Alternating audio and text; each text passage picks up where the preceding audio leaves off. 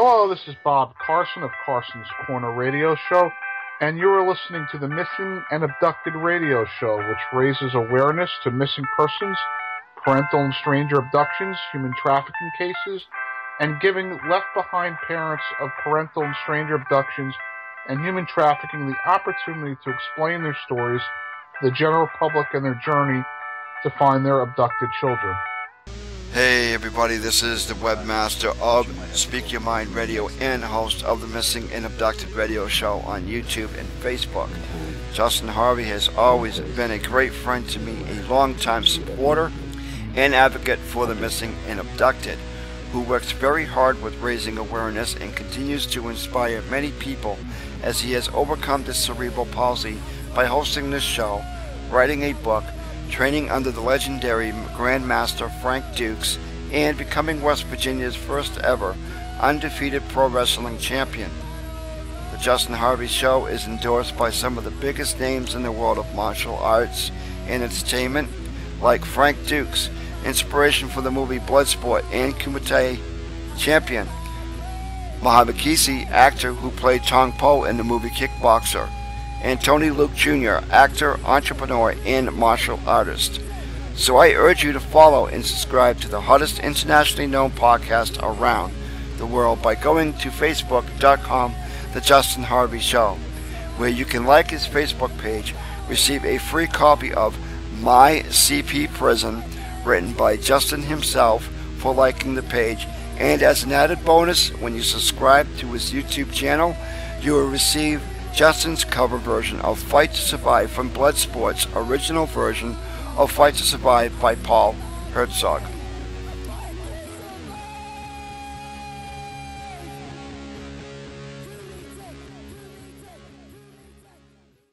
We of the Kokurukai Sabuki.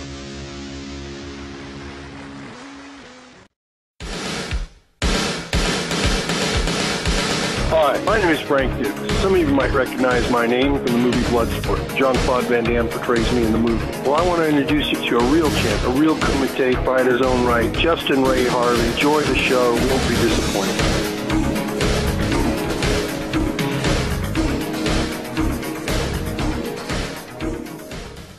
All background music for The Missing and Abducted and Speak Your Mind Radio has been provided by me, Justin Ray Harvey of The Justin Harvey Show. Be sure to tune in on YouTube at Frank Dukes Fan for my official channel for shows and updates. See you there. Keep on rocking, David Levitt.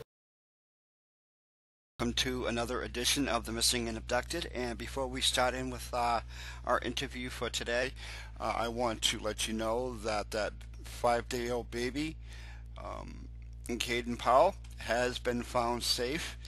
And also, I wanted to say that the federal kidnapping charges have been filed against Kristen Smith, the half-sister of the mother. The missing Caden Powell disappeared from his bassinet in the early hours of Thursday at a home in Beloit, Wisconsin.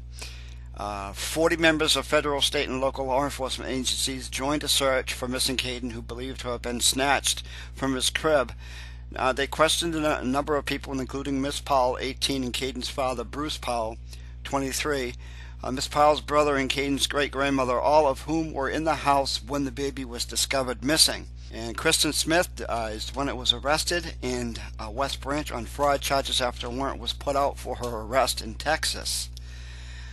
She claims to be the half-sister of Brianna that you see here in this picture. And the woman had reportedly discussed moving to Colorado along with Mr. Powell after the baby was born. Chief Cop confirmed that Smith left the home around 1:30 a.m. on Thursday before Miss Marshall reported that Caden was missing. Cops said that Smith was visiting the home on Wednesday evening but left early on Thursday for Colorado, where she lives. Police were able to reach the woman on her cell phone, and she pulled off the highway in Iowa. Authorities took the woman into custody on an unrelated outstanding warrant from Texas. The FBI and Wisconsin Department of Justice are helped local authorities in the search in Rock County. An Amber Alert was not issued because if The only time an Amber Alert is only issued is if the child is at risk or of serious injury or death and there is sufficient descriptive information of the child's captor or captor's vehicle.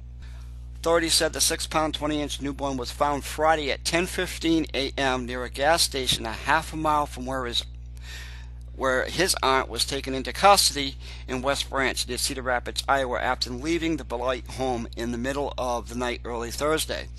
Now, FBI Acting Special Agent G.B. Jones said at a news conference the West Branch police chief heard the newborn crying and discovered the child swaddled in a blanket in a tote bag outside a gas station. And this baby was out there for 30 hours in the cold.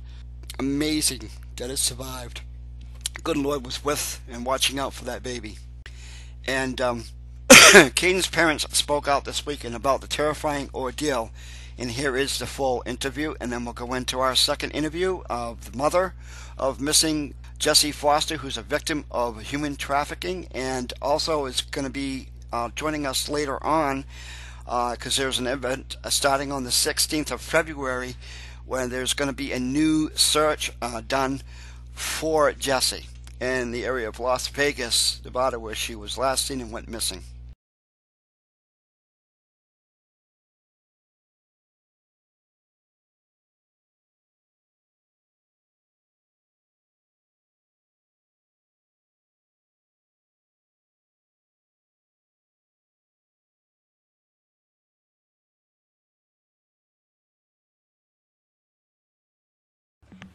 Just say your name and spell it for me. Bruce Julius Powell. BRUCE JULIUS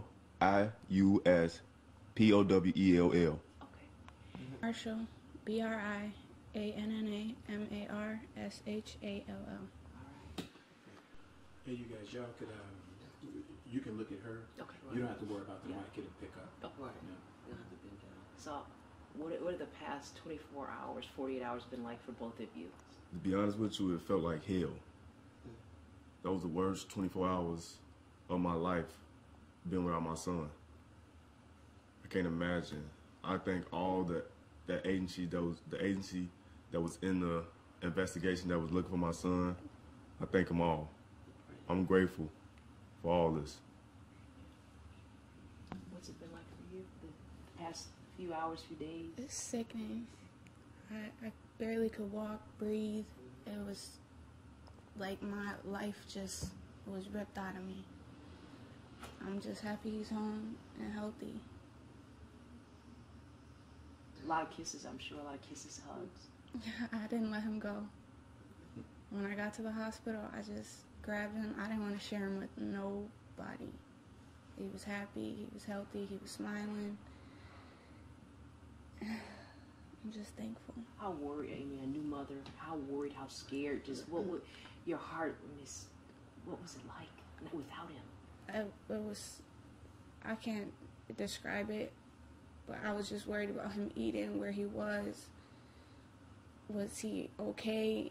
There were so many things running through my mind, and I didn't know what to do. But with all the agencies that was doing this, they found him, and he's home. And when did he actually get home? When did you actually get to hold him and hug him again? Yesterday, at about 5 o'clock. Hours after he'd been located. They drove us out to Iowa, and we got to the hospital, and we got to hold him. We got the Iowa State colors, you know. They gave him the hit with the Iowa State colors. So I kept it on there just to thank them for finding them while they was out there. I thank the sheriff that found them. I thank them all. The hospital for keeping him safe, making sure he was all intact. And healthy. This has got to be just unbelievable for you right now. I mean, when I heard the story, I'm like, this is no way this is possible. This couldn't be happening. God is a merciful man. He's there when you call for him and when you need him. He might not be there on time, but he's going to be there no matter what. So I believe in God. I was brought up in church. So that's my religion, is to believe in God. That's all I did was pray. And look what I got in my hand now. My son. My mom, she's a good person. She prayed for my son, my stepmother, my father, my grandma. I had a lot of people behind me praying with my son. I got people that passed in my family that probably was looking over him. I just thank God. That's the main idea of this situation. God had my son out there for 30 hours in the cold. There's too many words to explain. It's unbelievable. I can just say it's a miracle. Would you agree with that? I mean, it's crazy what has happened, but look at... It's so mind-boggling. Like, I can't focus. I can't even get my mind straight on this whole situation. But he is a strong, strong boy. 30 hours. You get that from his daddy. Yeah. With no food. 30 hours in the cold. With no food. No food. He made it. I do want to give a shout out to his grandma, Tracy Bennett, for the blanket she had bought him. They found him in the blanket she bought him. And that's what kept him warm too. I mean, you guys are, I mean, you know, this story's on the hearts and minds of so many people today. You listen to the radio, you listen to TV, your story is everywhere. I mean, people are, they were thinking of you and praying for you and your son also. I gotta thank all of them. I gotta thank, there was plenty of police officers in counties all over the nation looking and helping find him. It's just so amazing that there are people who are willing to help, and they did, and they got him home. Let me tell you something. The devil is a lie. Come on, man. The devil is a lie. That devil worked that lady up to get my son. And now where she at? I don't wish bad things on people, but she caught. It's a reason why she got caught. Everything happened for a reason. It's the reason why I found my little man. If you could say anything to this, you know, what do you say to her? I mean, do you, would you accept an apology from her? I would accept the apology for her, but it's always to forgive people. That's all I brought up. No matter what she did, I still forgive her. I still forgive her for whatever she did, and God gonna deal with her. I don't have to do nothing with her. God gonna deal with her. While she's sitting in that little box, thinking, she gonna break down herself and realize what she did. I'm just gonna fall back and let God handle it. What do you say about that? I want to know what was going through her mind. Like, you're my sister, and you did this to my son, my only son. I just don't know. I don't understand. Why would she hurt me, and especially hurt him? And she's your half-sister. My half-sister. A decent person as far as you knew, you know, I mean, a good person. And she did this.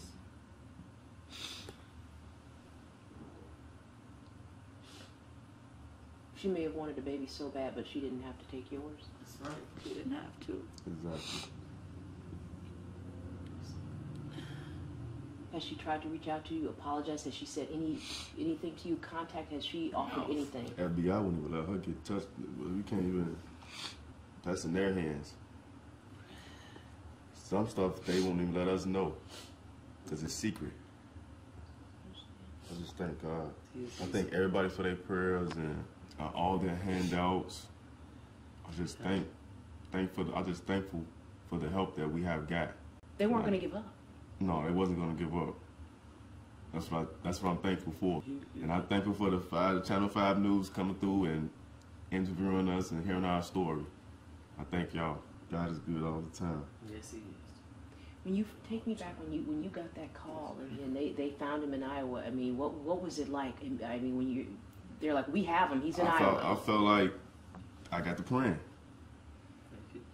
As soon as they told me that, I just hopped them down and I ran all the way back and forth through the hotel room. They couldn't stop me, but I was weak at the same time. I couldn't stand. When you feel something like that hit you, you can't stand. It's like all that pressure just build on you. And I almost passed out when they told me. I felt like a kid on his first field trip. My stomach was racing. It was just unbelievable when she showed me the picture of him. It's like there's no words to explain this though. No words. Cause nobody explain it. If you see a picture of your son and they say they found him, all you can do is just, whoo. God is good. And what was it like for you when you got, was it a call that you got saying that we found, what was it? One of the FBI agents came in and said they found a picture. Well, they found a baby and they had a picture of him. And she showed me the picture on her phone. And that was him. And before that, I was so weak. I was stuck in the bed. I couldn't move. I was just laying there. And she walked in and showed me the picture. And immediately I jumped up and wanted to go. I wanted to go get him. You won't think about no pain then. I just had a C-section and I was in pain and so emotional. I was in the bed. But they told me they had him and I was basically running down to the car to go out to Iowa to get him. And again, you all didn't reunite with him until yesterday at around 5 o'clock. Mm-hmm. That must have been the toughest. Oh, the anxiety. The whole car ride, I was just like watching every sign, seeing how close we were. I want to give a shout out to Iowa City. Thank y'all for finding my son. We see he got the colors, y'all colors on still, so we representing. Thank y'all. Thank you so much. You can't offer up, you can't say thank you enough times, right? You can. I can't. There were so many people helping, and it's just wonderful that he's home.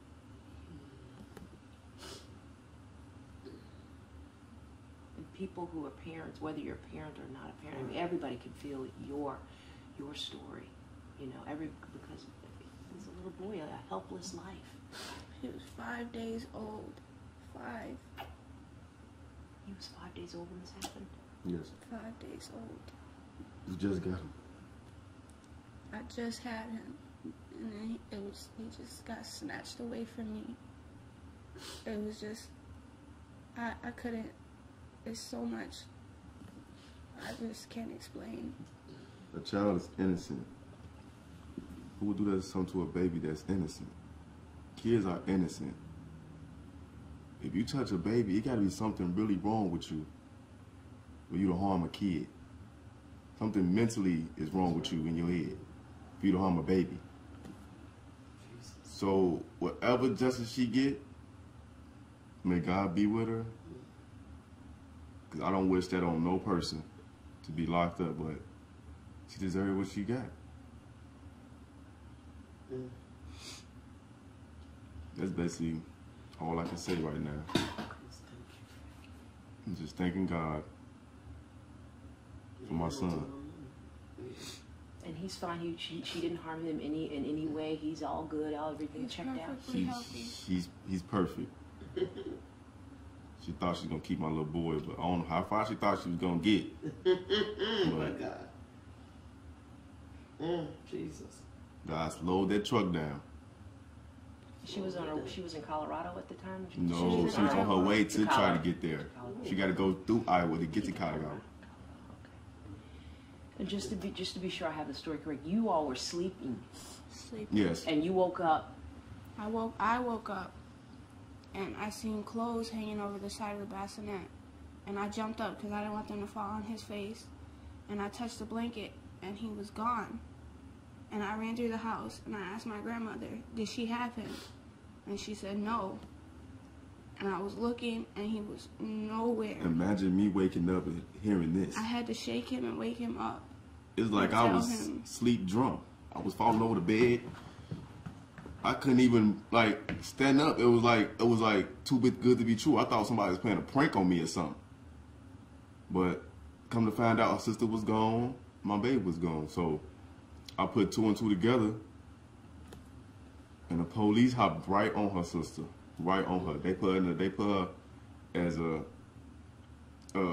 person at the crime scene that was with my son, basically. It's like, say no more. She had him. Has she ever said anything to either one of you about she wanted a baby so bad, or she was like arrogant full of you? She faked a pregnancy. She was faking a pregnancy. I thought she was pregnant. She had a girdle on. She had a girdle on, a fake baby bump. And something really mentally wrong with her. She told me she was in the Army. How could you be in the Army and have a felony in Texas? I mean, a warrant in Texas. You can't be in the Army and have a warrant. How old is she? She's in her 30s. 32, 33. Wow, what a miracle. I was so happy when he was found safe and sound. I just can't believe he was left out in the elements and is perfect. And God is good.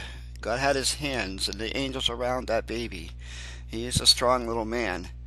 But I just can't understand why she would take him.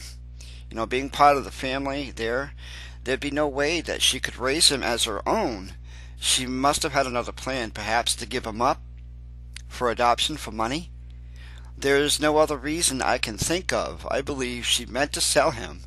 I hope that is something that they are looking into, and they find proof so they can add to her punishment. Because honestly, I think you think about it, with the FBI and everyone looking at everyone, especially the family who were near and around the baby when he went missing.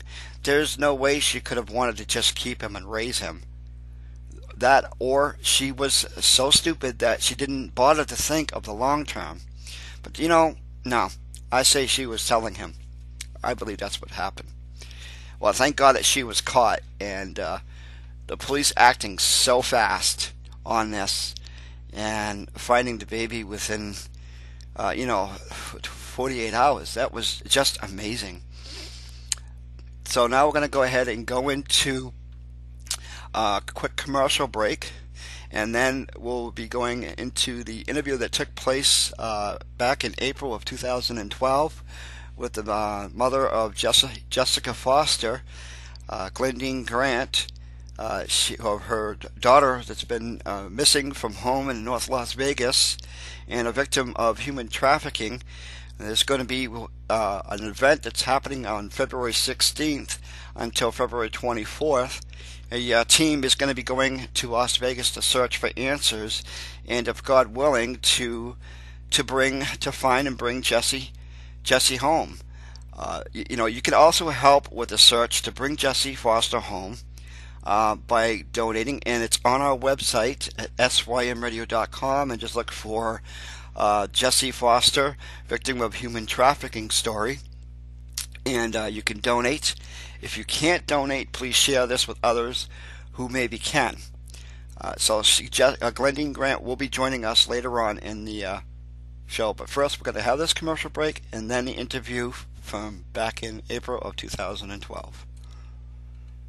My name is Justin Harvey, and I am an advocate for the missing and abducted, working with the headmaster of the missing and abducted, David Levitt. On my radio show, I have had actors from Kickboxer and Bloodsport featured on my show. I am a prime example of someone with a disability like cerebral palsy that does things when people say no.